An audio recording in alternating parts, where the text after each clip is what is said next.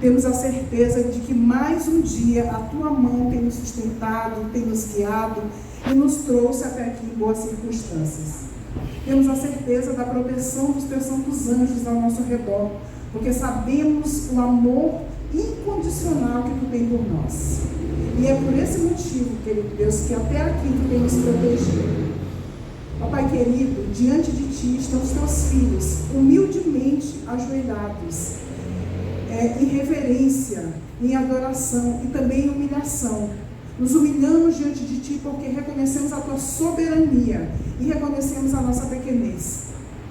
E é por isso que nos colocamos de joelho, mas também reconhecemos que Tu és um Deus que atende a súplica de cada um, de acordo com a Tua vontade e com o que for melhor para cada um de nós.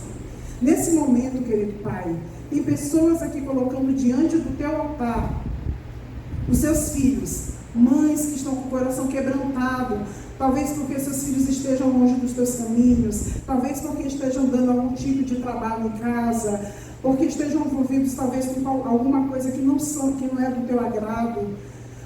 Esposas que têm colocado diante do Teu altar seus maridos, para que Tu consagre, para que Tu transforme o coração.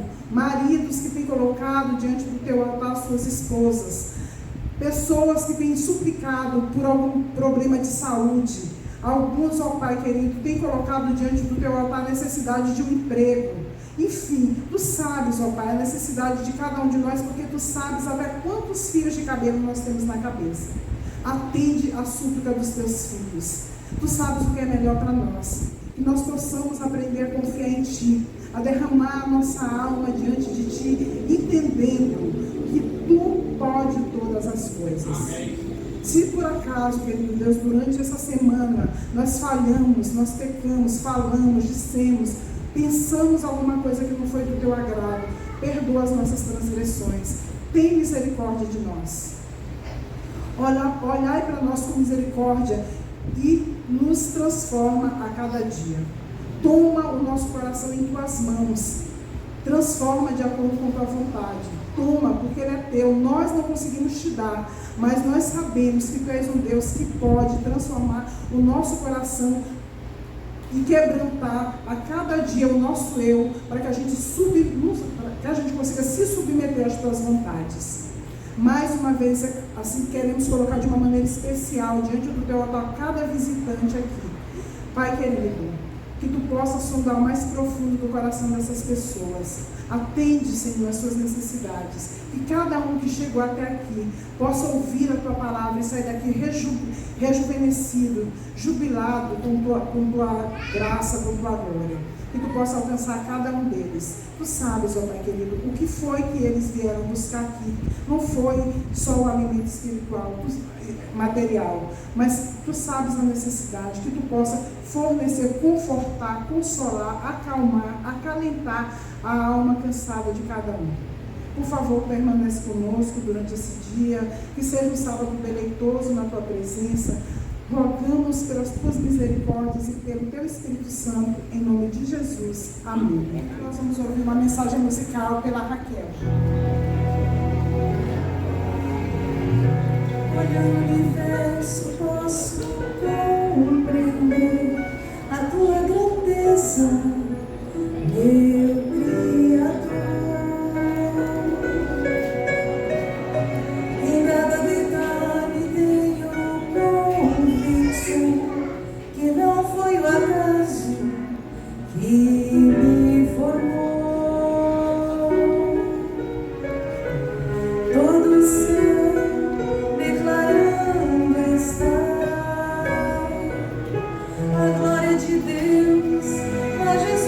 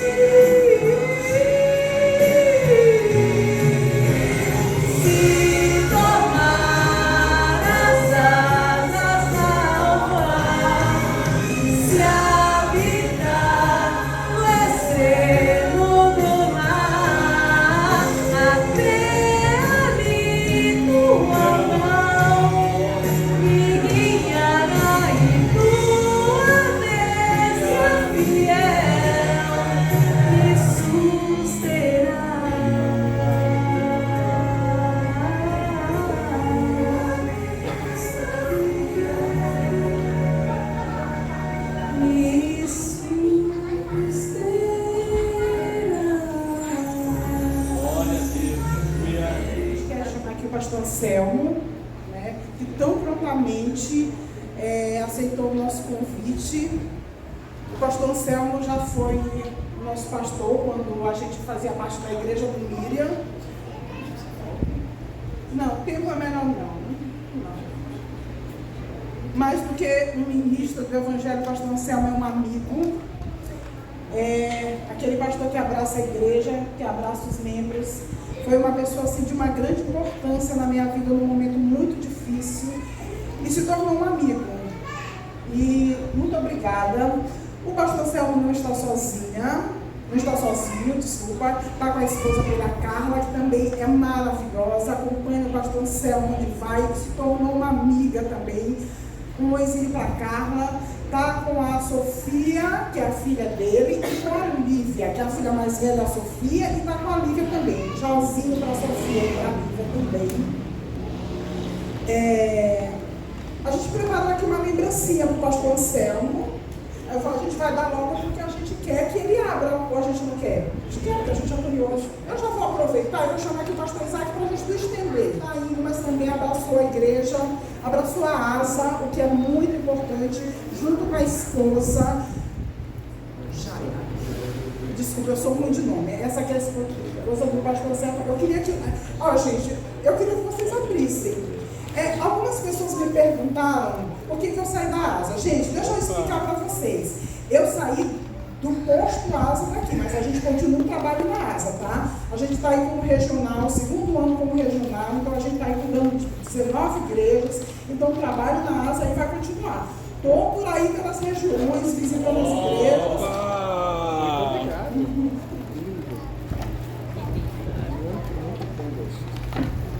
Muito obrigada. Muito obrigada, pastor, pelo convite. Muito obrigada, pastor, pelo trabalho junto com a gente. O senhor vai fazer muita falta. Você quer falar na minha, pastor? Desculpa. Mas eu queria agradecer a Clarice pelo belo trabalho. Agradecer diante da igreja. Agradecer a igreja, é uma igreja que trabalha. E Deus te abençoe muito, viu, Clarice? A sua equipe, todos nós. E obrigado, pastor, por ter vindo aqui e dar um pouco para a gente. Arnaldo já foi me dar um abraço aí. A Claildes fez um breve retrospecto. Eu pedi para ela não falar quanto tempo a gente se conhece, né, Claildes? Mas já que você entrou nesse assunto, nessa seara, eu preciso usar como introdução aqui da mensagem esses dados, porque tem alguns irmãos aqui que eu já fui pastor. É interessante que eu estava pensando, Fátima, o seguinte: como Deus, em sua infinita sabedoria, já tinha proposto para mim uma passagem aqui na igreja do Jardim Prudência. Na realidade não era aqui, era próximo daqui, numa sobreloja. Isso no ano de 2011 eu saí, fui transferido. Eu era pastor titular da igreja de Santo Amaro. Santo Amaro não tinha essa configuração que hoje tem. Santo Amaro tinha uma outra configuração, era Santo Amaro, os hispanos e velegos. Durante 4 anos fui pastor de Santo Amaro, aquela congregação de centenário. Aliás, eu cheguei ali e já completamos 95 anos daquela igreja. E quando eu fui transferido de Santo Amaro, vim para a Cidade Ademar. E na configuração do distrito de Cidade Ademar, nós tínhamos 5 congregações. O Jardim Prudência era um grupo, ficava na sobreloja. Eu não lembro o nome da rua ali. É verdade. Veio no comecinho, é isso aí, não comecei. Nós tínhamos a sede, que era a Cidade Ademar. Conheci ali a Emael do Bom Geraldo, né? Naquela época eu frequentava a Cidade Ademar. O Anselmo também, meu xará. O Anselmo também estava lá. A gente também. O senhor veio para cá quanto tempo? Para cá, para Prudência? 1 ano e meio. 5 anos. O senhor ficou comigo lá. 5 anos, é verdade. E então foram 5 anos ali em Cidade Ademar. Então tínhamos a sede Cidade Ademar, Vila Joaniza, Prudência, o Jardim Miriam e o São Carlos. E aí eu conheci a Claildes nesse período também.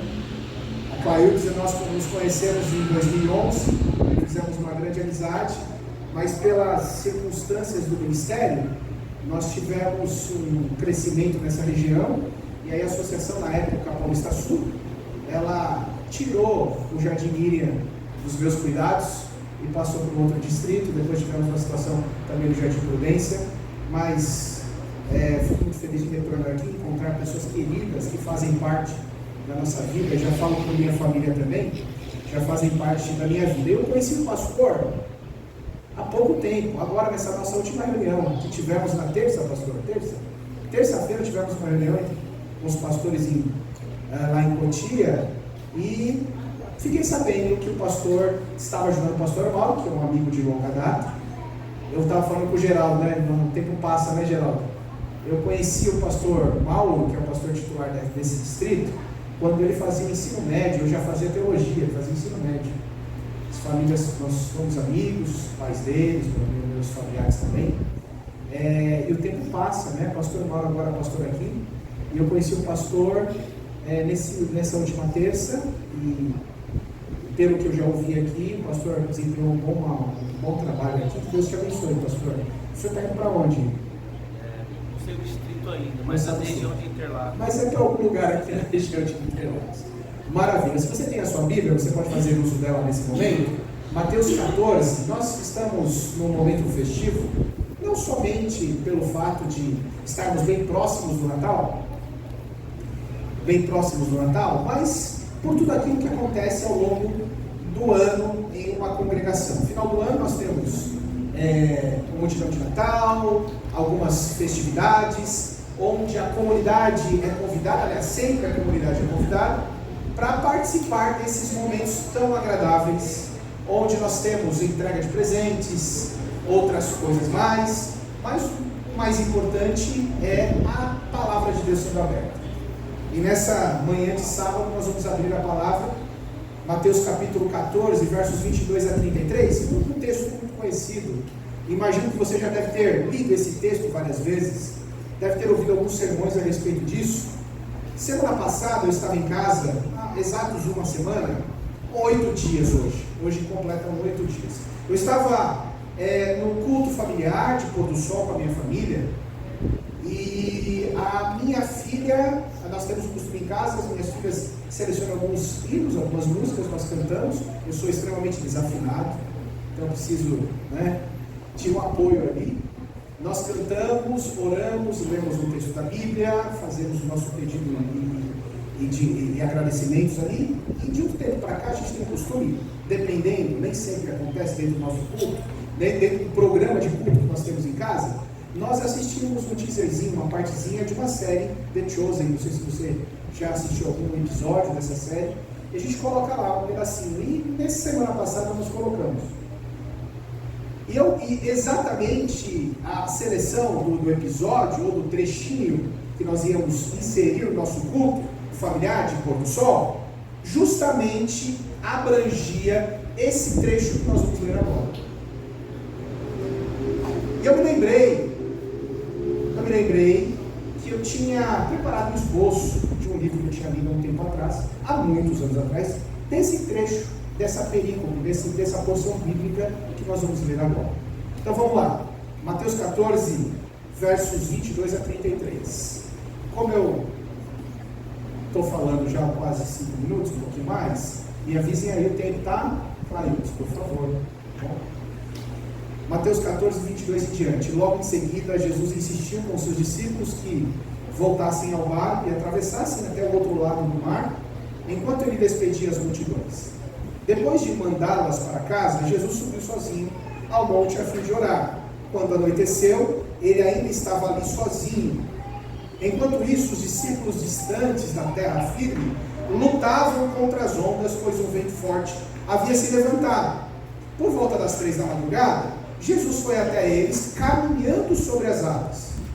Quando os discípulos ouviram caminhando sobre as águas, ficaram assustados.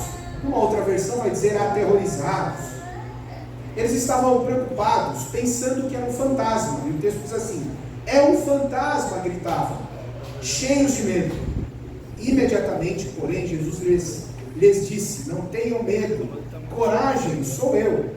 Então Pedro gritou: se é realmente o Senhor, ordene que eu vá caminhando sobre as águas até onde está. E Jesus foi muito objetivo na resposta: venha, disse Jesus. Jesus responde: venha. Então Pedro desceu do barco e caminhou sobre as águas em direção a Jesus. Mas quando reparou no vento forte e nas ondas, ele ficou amedrontado, aterrorizado. Começou então a afundar e mais uma vez gritou: Senhor, salva-me.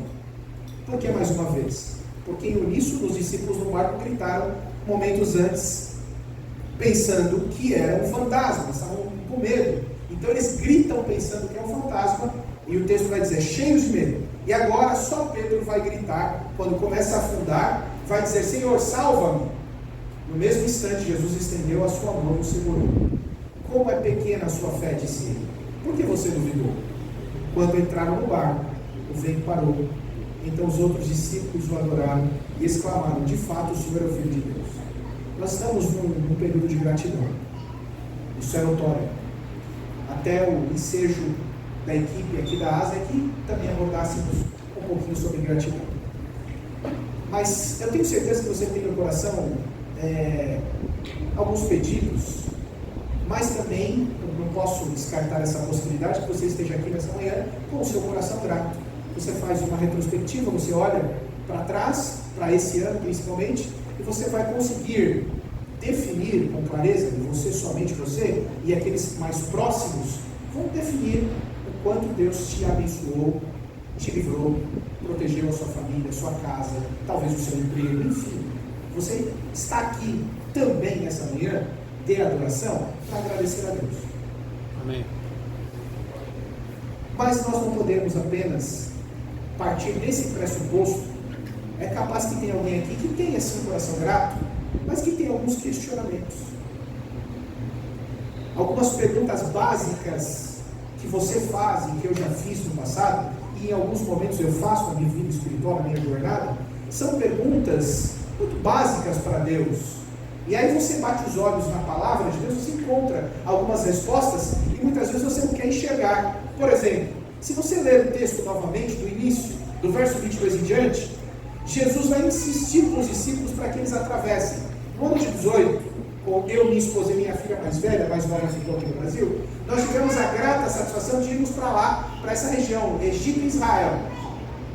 Eu fui com uma caravana de amigos, que há muitos anos já faz, ou fazia, ainda faz, esse percurso, essa viagem.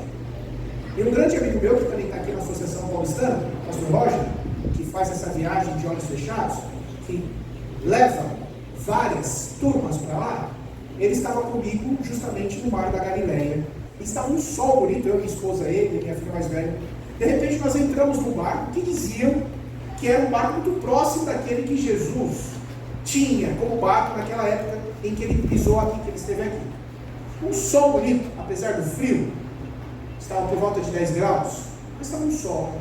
Entramos no barco, não deu 2 minutos, o tempo mudou. Era para que nós ficássemos, melhor dizendo, pelo menos 1 hora ali no Mar da Galileia. Ficamos nem meia hora. Todo um contexto, que imagino que você já saiba, que cria uma situação desagradável naquela região devido às montanhas que ladeiam o lago, o Mar da Galileia, e ali a situação pode mudar minutos, em minutos a situação pode mudar. Jesus ele vai fazer um pedido e insiste para os discípulos que voltassem para o barco, e aqui nessa versão diz que ele insistiu, e que atravessassem para o outro lado do mar, enquanto ele estava com a multidão. Ele vai se despedir da multidão.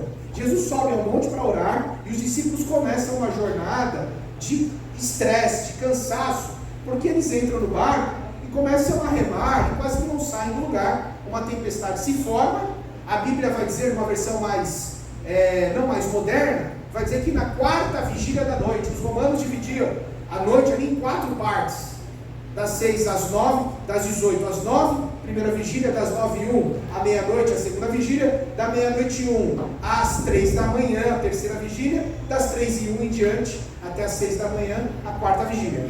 Provavelmente Jesus vai ao encontro dos seus discípulos, que estavam desesperados, por volta das 3 da madrugada, na 4ª vigília.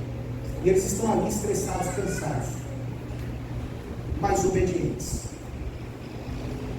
Se você tem o seu coração grato, mas está preocupado com alguma coisa que para você não tem resposta, entenda, vivemos num mundo de pecado.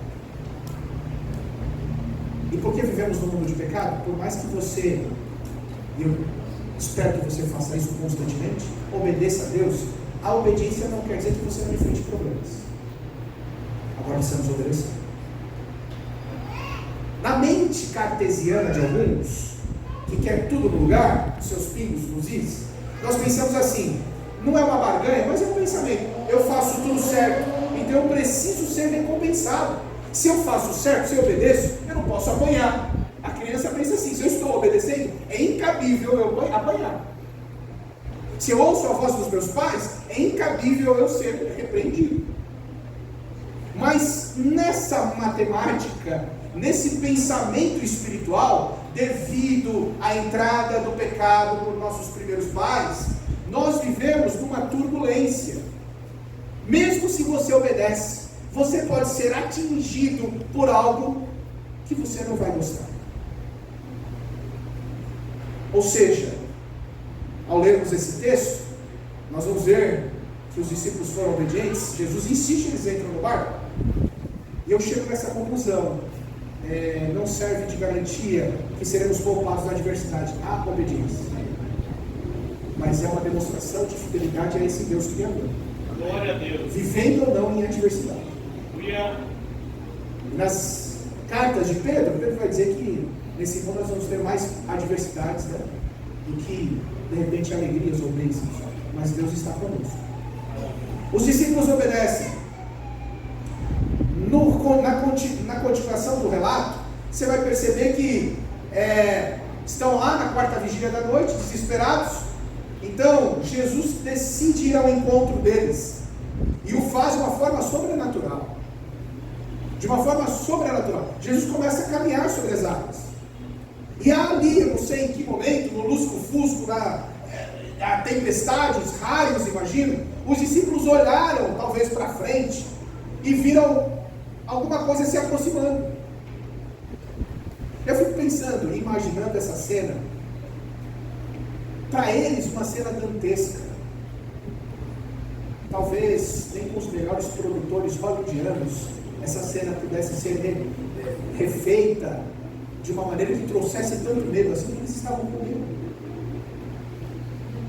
E eles gritam, pensando que era um fantasma. E nessa situação, eu me coloco no lugar deles, porque quantas vezes eu não confundi um libertador com um inimigo. Tempos atrás, eu atualmente sou pastor da igreja do Vila Duarte, bem no centro de São Paulo, ali perto de Higienópolis, encostado em Higienópolis, é o Santa Cecília. Eu estava na igreja, era um sábado, normalmente nós almoçamos lá, era para eu estar hoje almoçando lá também. À tarde eu vou para lá para realizar alguns batismos. Nós estávamos almoçando, o culto já tinha terminado e tinha uma pessoa que eu não conhecia. E depois logo eu fiquei sabendo que era um visitante. Nós recebemos muitas pessoas ali no centro de São Paulo. Alguns vêm de vários cantos do país para se tratar, em alguns hospitais ali na região. E são adventistas, ou são de alguma maneira, conhecem a igreja, enfim, procuram a igreja ali. Se não vão na Nova Semente, vão ali no Vila Duarte. E era uma pessoa afastada da igreja, que veio a São Paulo para se tratar de um problema crônico de saúde. E era um sábado, estava ali numa pensãozinha ali próximo, e disse, eu quero procurar uma igreja, e procurou na internet e encontrou o endereço para o mesa de 48. E ali ele foi, assistiu o culto, ficou para o almoço, isso é uma maravilha. E ele veio procurar o pastor e conversar comigo. E nós começamos a conversar, acho que uns 30, 40 minutos, e ele estava tão necessitado de abrir o coração, de colocar para fora aquela angústia dele. A preocupação dele não era nem o seu problema de saúde, que no meu modo de ver, leigamente, era um problema grave. A preocupação dele é que nessa saída, nesse jornadear dele, ele deixou o interior de uma cidade no nordeste do país e veio para a grande São Paulo. Chegando aqui, a tristeza dele não era se o tratamento ia dar certo ou não, se o Sistema Único de Saúde ia dar continuidade ao tratamento dele ou não. A preocupação dele era porque ele tinha saído brigado com o seu pai. E aquilo estava tão forte no coração e na mente dele. E ele cita uma frase que eu me lembro desse texto. Ele diz o seguinte, meu pai sempre quis o meu bem, mas eu confundi a boa vontade e o amor dele com outra coisa. Eu achava que ele era o meu inimigo. Todas as vezes que ele tentou me corrigir na vida, com o conhecimento dele, com a forma que ele foi educado, com os complexos dele, com as alegrias dele, a maneira talvez ríspida no meu modo de ver, foi para o meu bem. Só que eu precisei sair da minha terra natal, passar um problema de saúde, vir para São Paulo, para entender que ele não é o meu inimigo. Ele é meu pai, é meu amigo. Será que eu não estou falando para alguém nessa manhã que pensa que Cristo é o seu inimigo? Será que você está confundindo Jesus com um fantasma?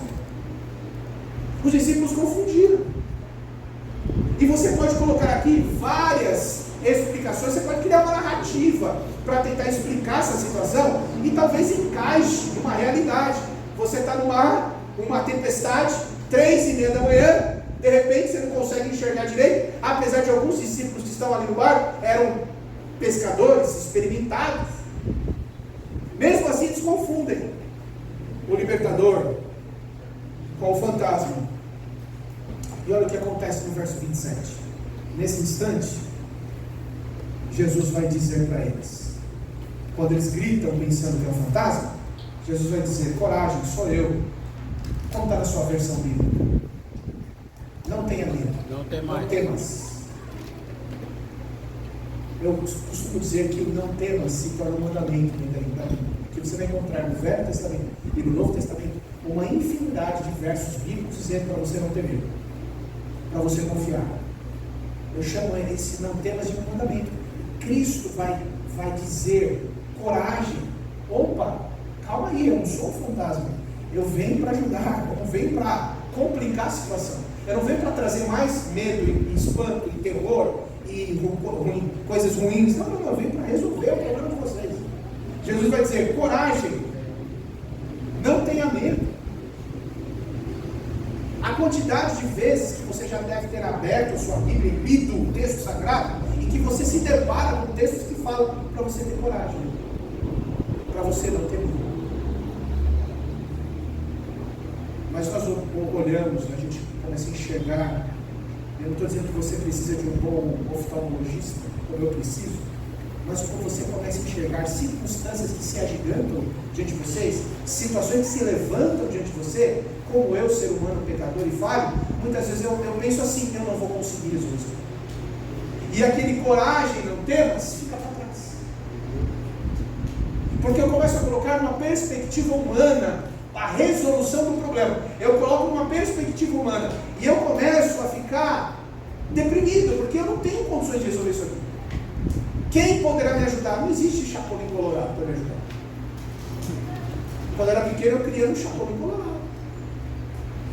Se dispunha a ajudar e resolver. Mas aí você olha para o problema e fala assim: mas não tem condições. Tudo bem, eu não estou confundindo Jesus com o fantasma, mas o problema é tão grande e a gente coloca, talvez até mentalmente, talvez você não expresse, talvez você não abra a sua boca e propague isso. Espero que não, mas lá no fundo, lá no teu coração, na sua mente, será que você já não parou para pensar: mas será que Jesus vai me ouvir? Ou pior ainda, será que Jesus vai dar conta? São tantos problemas. Eu sei que o intuito desse programa é gratidão. E nós vamos no final entender porque nós temos que ser gratos constantemente. Mas eu li uma frase que se encaixa com a fala de Jesus aqui. Uma frase de Thoreau. Ele vai dizer assim: não há nada a temer senão o medo. Não há nada a temer senão o medo. O ser humano não precisa temer nada senão o medo. E quando eu estou ansioso, eu começo a ter falta de ar, eu começo a sono, eu começo a ter problemas gastrointestinais. Eu paro para pensar: mas por que eu estou passando por tudo isso aqui? Será que é por causa do receio, do medo? Será que a ansiedade está trazendo isso tudo para mim? Então eu preciso confiar, colocar nas mãos daquele que pode se resolver, que diversas vezes diz para mim, através da palavra, não só no Velho, mas no Novo Testamento: não temas, coragem, estou com você, não se assuste, não se espante. O medo aparece na vida dos discípulos nesse episódio história em que Jesus anda sobre as águas. Primeiro, os discípulos tiveram medo porque não entenderam o propósito de Jesus caminhando sobre as águas. Aliás, eles pensavam que era um fantasma. Eles esqueceram, aliás, eles não conseguiram fazer uma rápida correlação de que a presença de Jesus espanta as trevas. Ele não pode ser luz e trevas ao mesmo tempo. Se Jesus está com você, entendeu? Se você crê em Cristo, em Jesus, Ele é a luz, Ele não é trevas. Amém. Por mais que os discípulos estavam em trevas, literalmente, na escuridão, Jesus veio para clarear a situação. Então, esse primeiro momento da confusão, eles não fizeram essa correlação, eles estavam com medo. Depois, no verso 27, Jesus vai responder como já lemos: coragem, sou eu, não tenho medo. Depois, o próprio Pedro vai ter um instante de medo, porque ele está se afogando mesmo. Daqui a pouco nós vamos ver isso. Mas no verso 27, Jesus vai dizer o seguinte: coragem, sou eu, não temas, ou não tenha medo. E aqui, quando você olha, Jesus, ele não somente responde à preocupação, à inquietação, o terror dos discípulos, a preocupação. Jesus não está só se identificando aqui. Tem algo muito maior que isso. Se você bater os seus olhos nesse verso 27 e ficar pensando ali, você vai chegar nessa conclusão. Jesus não está só se identificando aqui no verso 27. Ele está se revelando. Ele está afirmando aquilo que na essência ele é. Quando ele vai dizer assim: coragem, sou eu, não tenha medo, Jesus não apenas está identificando. Em nossa língua materna, a pessoa fala assim: sou eu. Você vai dizer: ah, então é o Anselmo. Já pela voz eu conheço ele, eu sei que é ele. Então eu chego para você que sou eu, sou o Anselmo. Eu estou me identificando. Mas aqui, quando Jesus vai dizer coragem, sou eu, ele não apenas está se identificando, ele está se revelando. Ele está dizendo: eu sou o grande Deus, o eu sou, o Criador dos céus e da terra. O eu sou está aqui. Eu estou me revelando mais uma vez para vocês. Calma, coragem, não tenha medo. Jesus, ele não só se identifica para os discípulos, ele está se revelando como grande Deus eu sou. Glória a Deus. Eu quero ler outro texto que vai fazer uma comparação com isso que eu estou falando.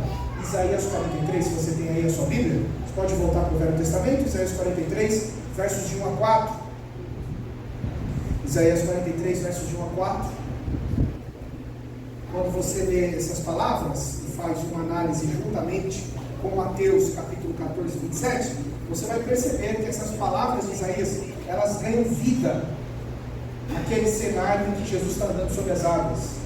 O texto diz assim, Isaías 43, de 1 a 4: mas agora, povo de Israel, o Senhor Deus que criou diz: não tenha medo, pois eu salvarei. Eu o chamei pelo seu nome e você é meu. Quando você atravessar as águas profundas, eu estarei ao seu lado, e você não vai se afogar. Quando passar pelo meio do fogo, as chamas não vão queimar você, pois eu sou o Senhor, o seu Deus, o Santo Deus de Israel, o seu Salvador. Dei como pagamento o Egito, a Etiópia e Seba, a fim de que você fosse meu, para libertar você e entregar nações inteiras com o preço do resgate. Pois para mim você vale muito. Você é o povo que eu amo, um povo que merece muita honra. Palavras do nosso Deus. O que resta a todos nós é confiar.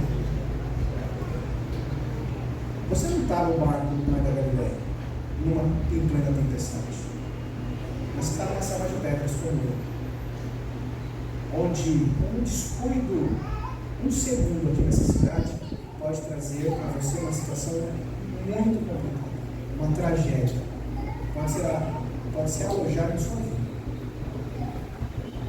Você não está lá no conflito perto da faixa de Gaza, mas você tem conflitos. Talvez você não esteja em uma circunstância tão negativa assim, mas você deve estar pensando agora: o sábado vai passar, daqui a pouco chega o Natal, mas antes do Natal eu tenho compromissos a salvar. Com que recurso financeiro? Com que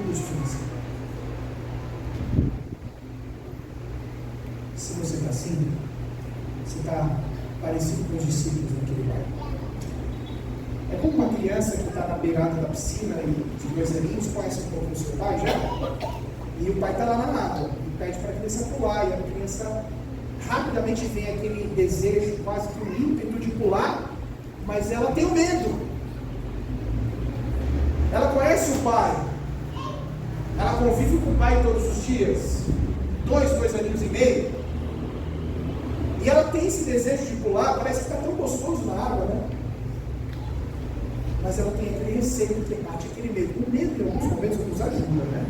Porque te defende até certo ponto de uma situação, de um mal maior. Você tem medo, você dá uma freadinha. Mas será que eu não vou me machucar mesmo? É aquela coisa. Mas em alguns momentos, o medo pode chegar a atrapalhar a sua vida também. Inclusive sua vida espiritual. Um livro que eu li há muitos anos, do autor, pastor John Ortberg, ele vai falar sobre esse texto, ele vai trazer algumas lições, e eu quero encerrar a mensagem dessa manhã trazendo essas lições para todos nós, essas lições que o pastor Ortberg trouxe no seu livro. E ele vai dizer assim, algumas lições que eu coloco em minha vida, que eu aprendi sobre a decisão de Pedro de sair do mar. A primeira lição, Jesus acalma os discípulos, eles entendem que não é o fantasma. Pedro ainda tem uma certa dúvida, e Pedro vai dizer assim, mas se é o Senhor mesmo, se o Senhor está aí andando sobre as águas, que maravilha, eu quero estar aí com o Senhor. A decisão partiu de Pedro, como alguém que não se aguenta ficar naquele local monótono onde ele está, nada monótono para os demais discípulos, porque eles estavam quase morrendo naquela tempestade. Pedro diz assim, mas será que é o Senhor mesmo? Fantástico, se for, assim, é surreal andar sobre as águas. Quem anda sobre as águas? Eu quero andar. Posso ir aí onde o Senhor está? E Jesus vai dizer, vem, pode vir. E Pedro tem uma certa iniciativa e desce. A Bíblia vai dizer que não de imediato ele vai se afogar. A Bíblia vai dizer, mas também não vai dizer quantos passos, mas que ele sai do barco, que ele se sustenta sobre as águas. Talvez 1 ou 2 passos. Alguma coisa de excepcional aconteceu na vida de Pedro. Ao descer do barco, antes daquele segundo fatídico de tirar os olhos de Jesus.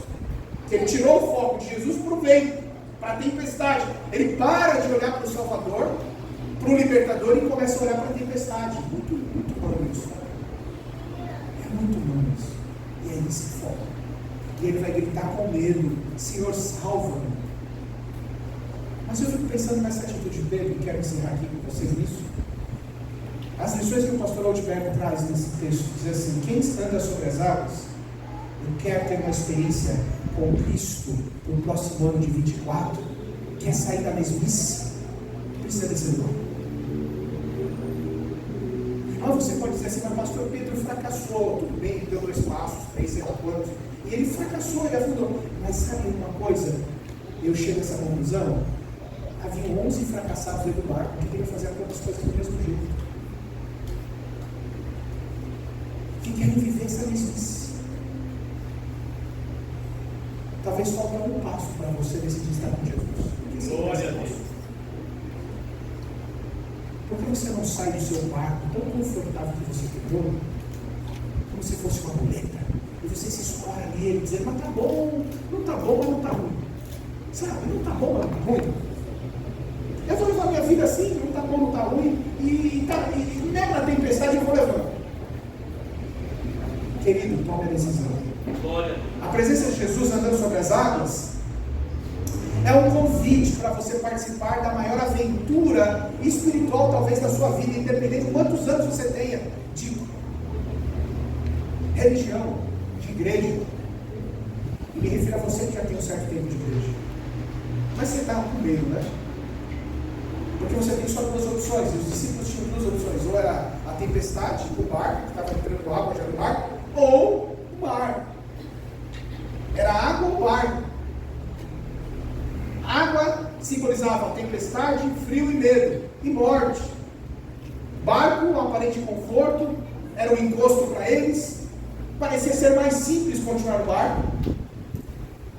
Mas quando eu olho para a minha vida, para a minha experiência de vida religiosa, e como Deus foi guiando, em alguns momentos eu fiquei receoso de dar um passo. Outros momentos eu confiei e dei. E todas as vezes que eu dei um passo, nunca foi um passo em falso. Era um passo cheio de expectativas. E como Deus foi me guiando nessas expectativas. Acho que alguns vão se lembrar, quando eu vim para a cidade de Maia, eu já estava tratando um problema sério de saúde. E não teve jeito, eu cheguei aqui em Cidade de Maia, eu precisei mesmo de uma intervenção cirúrgica. Na realidade, não uma simples intervenção cirúrgica, eu precisei de um transplante renal. Ou era hemodiálise ou era um transplante. Não tinha saída para mim. Eu já sabia disso há 10 anos antes. Eu fui fazendo um tratamento conservador, já era pastor, e fui tratando, e o medo da hemodiálise.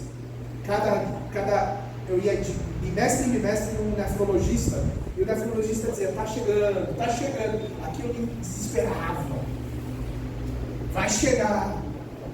Chegar o quê? Você vai ter que colocar uma fístula no seu braço, no seu antebraço, você vai ter que ir para uma máquina, e essa máquina vai filtrar seu sangue durante 3, 4 horas, 2 a 3 vezes por semana. Ou seja, e eu já dizia, esse médico rasgava o verbo. Vai dizer, se você é pastor, então, você vai poder ir para a igreja sábado e ali, ó. Você vai ficar preso numa máquina, você não vai poder viajar. E aquilo me consumia. Só eu e minha família sabemos disso. A minha filha, a mais velha, recém-nascida, a mais nova nasceu já numa situação bem diferente. Minha saúde melhorou. E aquilo deixava com medo. Um belo dia, janeiro de 2012, eu estava de férias. Estava aqui com vocês, está levando meu primeiro ano. E eu não conseguia levantar do sofá da minha casa porque eu estava com uma anemia profunda. Nenhum tipo de sulfato nervoso me fazia levantar, por causa da falência renal. Eu não dialisava, eu estava fazendo um tratamento conservador que já não estava mais certo, 10 anos. Precisava de uma substituição, de um enxerto, de doador vivo ou morto, ou da máquina de hemodiálise. E ali, sem força nenhuma, um mês antes, no Jardim Prudência, lá no Sobreloja, eu fiz um batismo com a ajuda de alguns irmãos, que tiveram que entrar comigo no trem. Era uma situação deplorável. Saúde, sem energia. Ali eu comecei a chorar. E olha como Deus vai dirigindo. Era o passo que eu precisava dar. Receio, faço ou não faço o transplante? Aliás, eu não tinha escolha, mas você estava receoso. Mas será que eu vou morrer? Porque daí você vai vendo matérias sobre aquilo que você precisa resolver na sua vida, e as matérias sempre dizem, são tenebrosas, né? Você entra, dá um Google ali, as matérias. A cada 6 pessoas que transplantam, 4 morrem no primeiro semestre.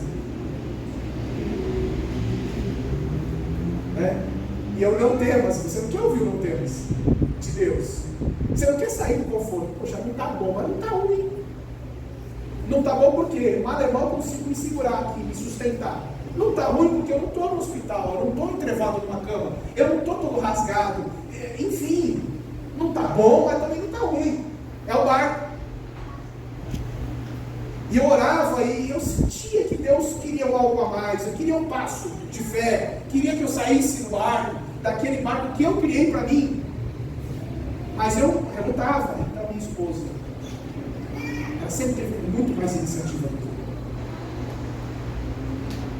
É claro que eu pedi ela namoro. Essa iniciativa, pelo menos.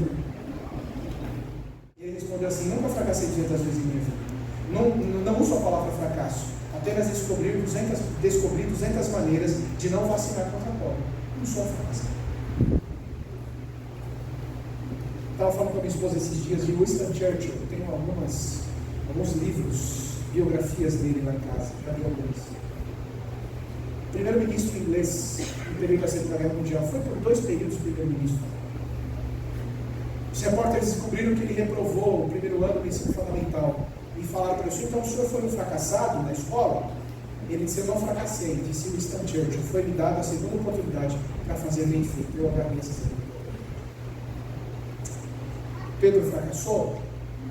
Em tese, sim. Tirou os olhos de Jesus, reparou no vento, ficou com medo. Mas como eu disse no início do sermão, o pior fracasso não é afundar. O pior fracasso é nunca sair do barco. É continuar na sua mesmice. É continuar nessa toada que você está levando, vivendo, que vai te levar não para o céu, talvez. Vai te levar para um outro lugar. O pior fracasso é afundar. Eu não estou falando, dizendo e ressaltando que você tem que fracassar na sua vida.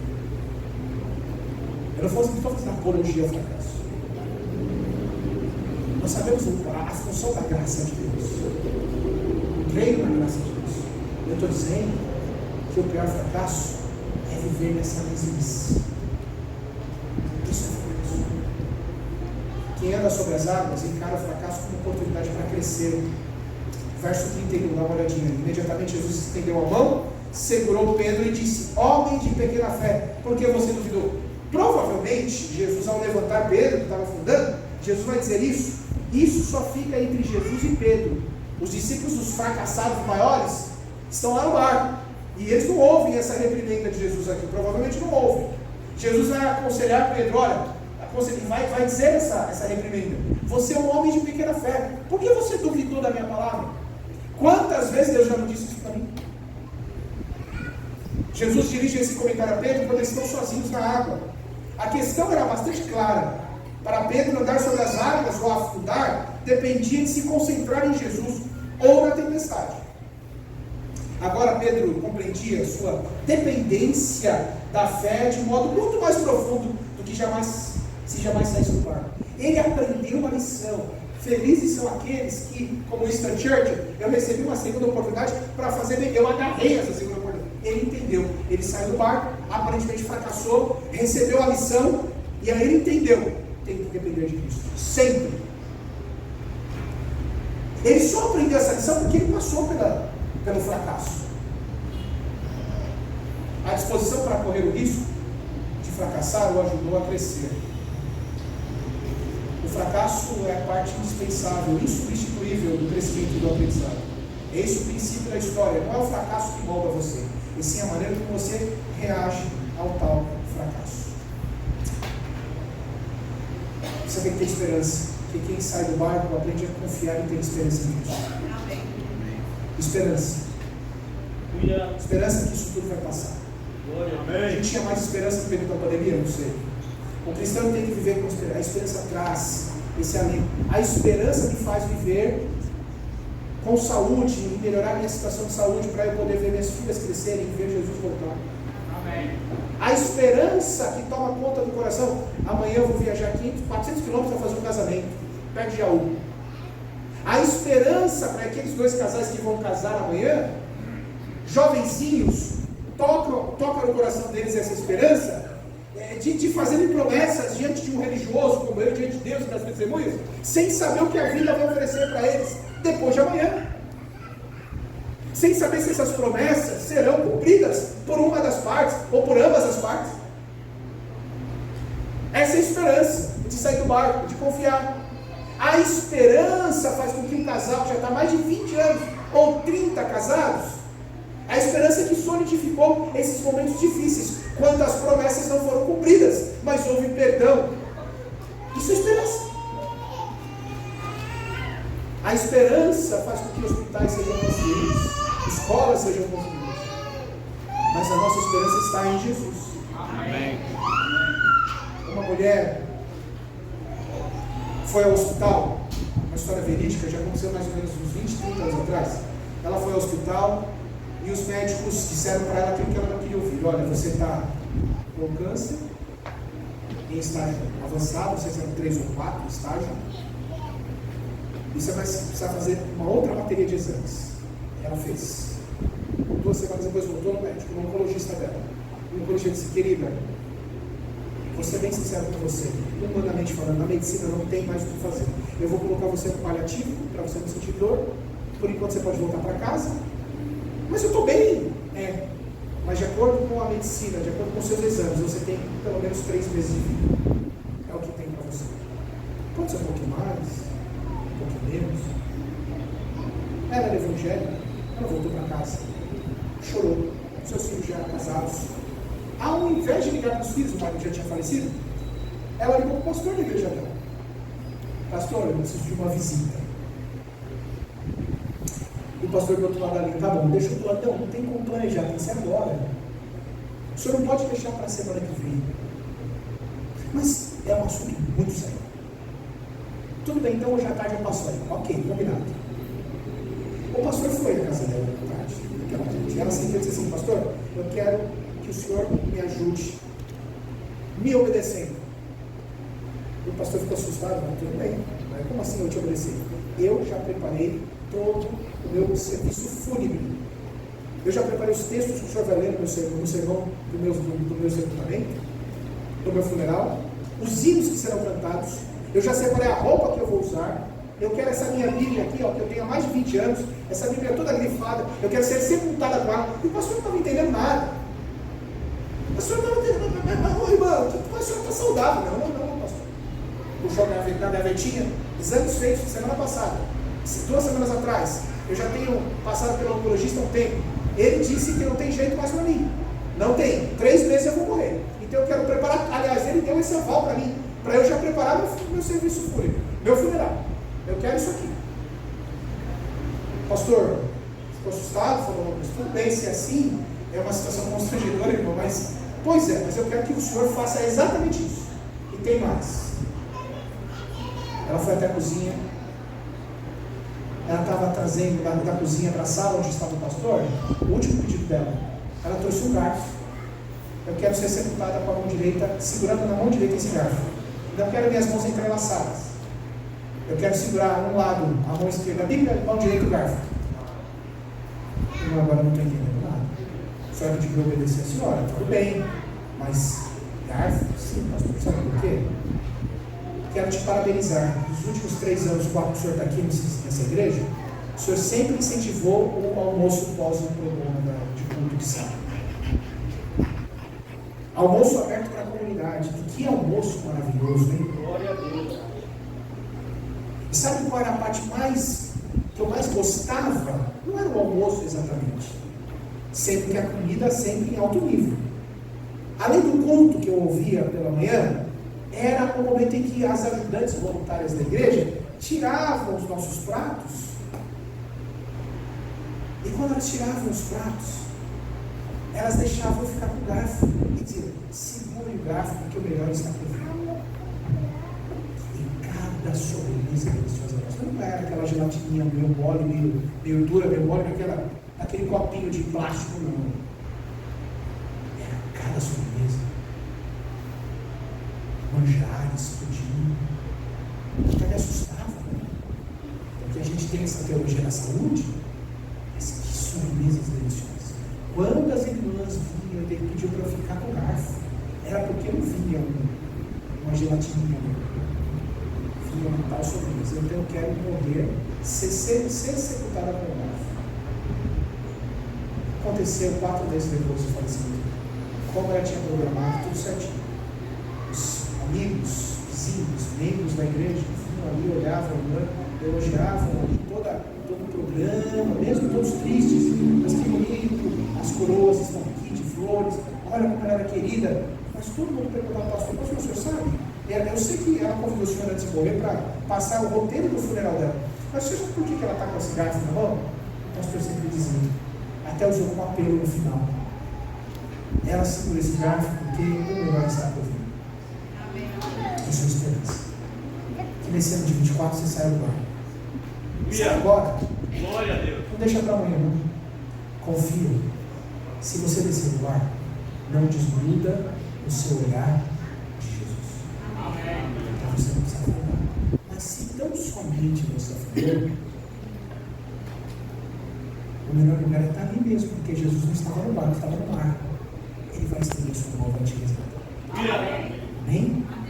Nós vamos orar? Temos alguma música final? E após música nós oramos?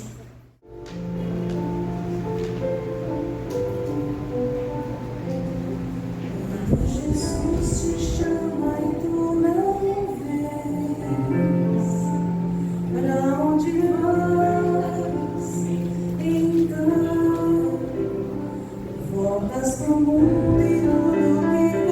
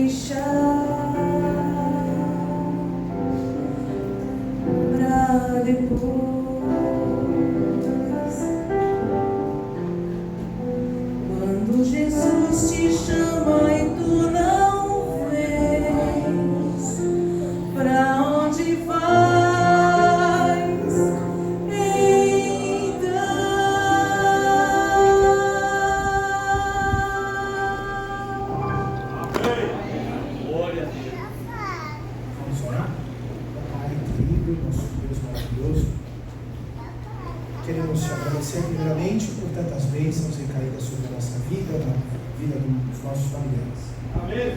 Queremos também, Senhor Deus, entregar mais uma vez a nossa vida em Tuas mãos, que possamos entender que o Senhor está falando, ao ouvirmos a Sua voz, possamos, obedientes, decidirmos estar mais próximos de Ti, Senhor. Que o Senhor abençoe o fechamento do ano nesta igreja. Abençoe esse momento que nós estamos vivenciando aqui com a Clarice. Abençoe as pessoas que estão sendo, de alguma maneira, cuidadas pela igreja. Que elas, ao saírem daqui, saiam com uma visão maravilhosa a respeito de Jesus. Os teus filhos que estão aqui congregando nessa igreja também, Pai. Abençoe a liderança da igreja. Abençoe o pastor, os pastores que servem aqui. Que o Senhor nos dê esse alimento necessário, essa calma, para, ao encerrarmos esse ano, possamos também buscar forças de Ti para iniciarmos um novo ano com atividades no temor do Senhor.